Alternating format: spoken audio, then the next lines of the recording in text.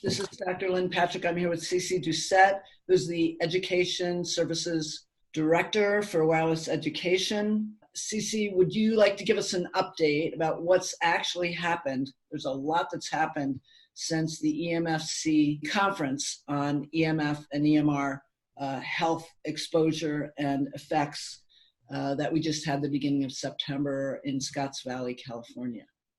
Absolutely, Lynn. I couldn't believe it when I got back to Massachusetts from that conference. Talk about hitting the ground as soon as you get back. We have 20 bills filed in Massachusetts to address man-made radiation and its impact on the health and the environment. And when we got back, a couple of the bills came up for hearing, and you only get 1 week's notice in Massachusetts. So we kicked it into high gear, and so many experts have been gracious to send in testimony. And then committee after committee had these bills coming up. So we've been very busy in Massachusetts, and we're hopeful that we will get a commission formed this session to start investigating this critical issue. And there's also really good news out of New Hampshire, where Representative Patrick Abrami figured out that wireless radiation has very serious risks. And within 7 months, he wrote a bill, got it introduced and passed from the House Committee on Science, Technology, and Energy, and then it was passed from the Senate side in Health and Human Services. And they have formed their commission, and they are already up in New Hampshire investigating with the scientists what this issue is, and then they will be writing recommendations for the state of New Hampshire. So that's going on a biweekly basis up in New Hampshire. And also in Oregon, we may recall from the conference that Senator Anderson passed an emergency law in Oregon to have the Department of Public Health in Oregon investigate the independent science and then make recommendations back, especially as it impacts children. So there is so much happening day by day.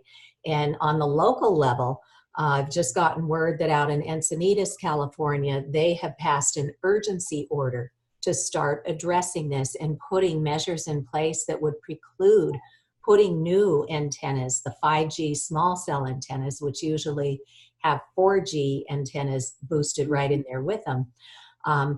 Put up protective measures. Don't put them on schools. Don't put them near our residencies. Don't put them near hospitals or doctors' offices. Keep a distance at which we will not constantly be bombarded from the outside with all of this radiation. So lots has been happening, and I'm very grateful that we did that conference because that was something that was missing.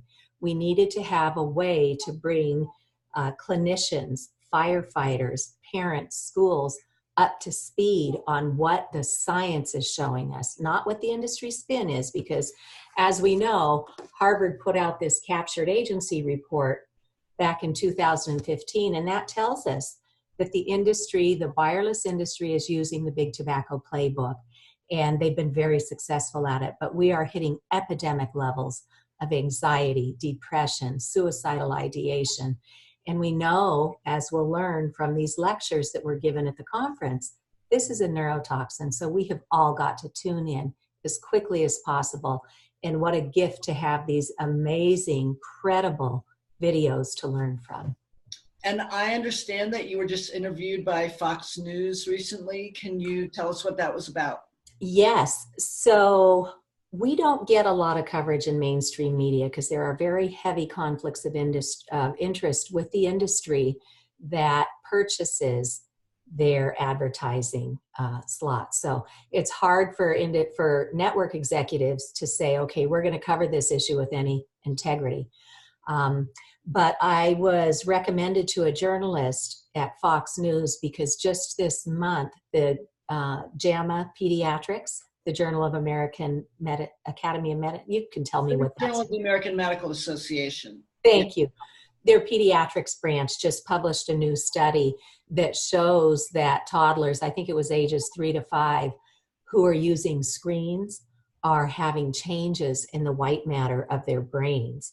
And that directly impacts their ability to learn, their ability to develop language properly, and they're falling behind.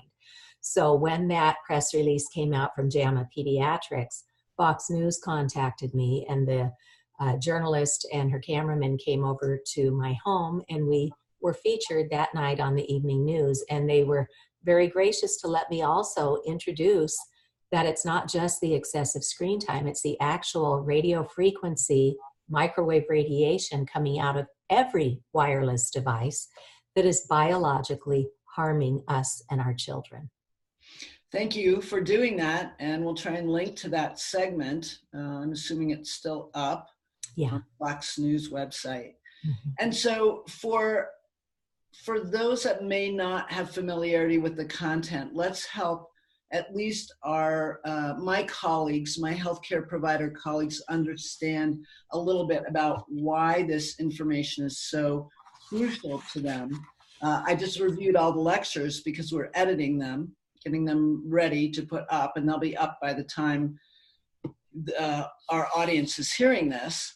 Right. But from a healthcare provider standpoint, having the step-by-step intake information, signs and symptoms of exposure, medical conditions related to not just hypersensitivity to this exposure, but exposure period, especially for pregnant women, babies, young children, growing children, adolescents, those who may be at increased risk for some of the free radical related damage that certain EMR exposure, so wireless exposure, can cause, is really important. And it was laid out so beautifully by the clinicians who actually do the work in the trenches of doing intakes and diagnosing electrohypersensitivity. And then there were some excellent conversations, especially in the policy panel with Dr. Mallory Blythe, about what legal ramifications there are for providing, through the Americans with Disabilities Act, providing for patients who do have hypersensitivity. So I think that's crucial. Anything from your end that you think is important for healthcare providers? Yeah, I think it's wonderful because you outlined these especially vulnerable subpopulations of fetuses, children, the elderly, and anybody with an existing health condition, because we know scientifically, and the experts at the conference helped us to learn, that this radiation is cumulative, right? So even those of us who feel fine today might be sleeping okay these days. It can change on a dime, right? We know that this opens the blood-brain barrier. We know we have toxins going into sensitive tissues where they have never been before. And as you said, we were so fortunate to have so many physicians who are on the front lines right now already helping patients with this. We had Dr. Sharon Goldberg. We had the folks from Texas with Dr. Stephanie McCardle. We had others who flew in from around the world. We had Dominique Belpomme, who's a physician out of France. We had Dr. Erica Mallory Blythe, who you mentioned, out of the UK, and she founded FIRE, which is a physicians group in the UK. We had Dr. Deborah Davis, who talked to us about the infertility impacts. And it was actually that set of studies that got me on my feet when I first started investigating this. And they've taken male human sperm and exposed it to a laptop with the antennas on, and it changed the DNA. It slowed the motility and caused far fewer to be viable in just 4 hours of exposure. And that's information that every clinician should know about, because we're all stuffing these devices in our bras, our shirt pockets, our waistbands, our back pockets. And we're seeing a doubling and quadrupling of colon and rectal cancers. We're seeing breast cancers in men and women. So as you say, in addition to the electrosensitivities, which is already recognized under the Americans with Disabilities Act, this goes to every biological cell in our bodies, because our cells whisper to one another constantly through these electrical signals. And so it would behoove us all to get ahead of this as soon as we possibly can, because many communities are already facing an industry push, which is pushing 5G small cell antennas inside our neighborhoods, no longer up 300 feet in an industrial park, but literally outside our bedroom windows at the curb.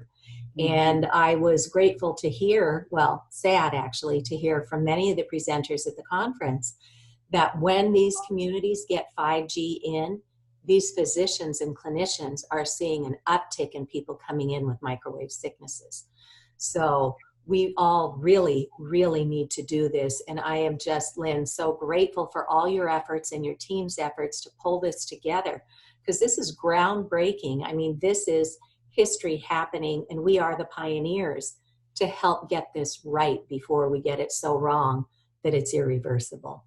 You know, Cece, I just realized as you were speaking that even the term laptop is a misnomer, right? People should not be putting computers on their laps. Right, and the industry figured that out. They figured it out, and then they started calling them tablets. Put it on a table. Don't put it on your lap. Exactly. And it's funny, anybody who wants to go in and read the legal fine print, for example, those with iPhones can go right into the settings, scroll down a little ways and hit general. And then in the newer phones, you just go down to legal and regulatory. And at the bottom of that short list, when you hit that menu, it says RF exposure, radio frequency radiation. So from my experience, most parents have no idea that's there. Most schools have no idea that's there. And most clinicians have no idea that's there. And in the new phone, Cece, the legal warning is to keep them how far away from your body? It varies from device to device. What they say is this device was tested at this distance. It could be 5 millimeters or 8 centimeters or whatever. But what they do is they test with a spacer in there. And if you put that cell phone right up to your head, the Chicago Tribune just did an investigation, and that was another thing that came out in the news since the conference. They actually put the phones where we use them, which is right up against our brains. And that radiation is exceeding the FCC guidelines for public radiation exposure by many times. So there are now class action lawsuits taking place against Apple and Samsung for being deceptive in the information that they're putting out there, but that they're not even really getting to the public because they bury it so far in the fine print. So, well, thank you so much. This is crucial information. I hope all of you healthcare providers that are listening to this, or anyone actually interested in this content, will take a look at the recordings of these lectures from the EMFC 2019 conference. Thank you so much.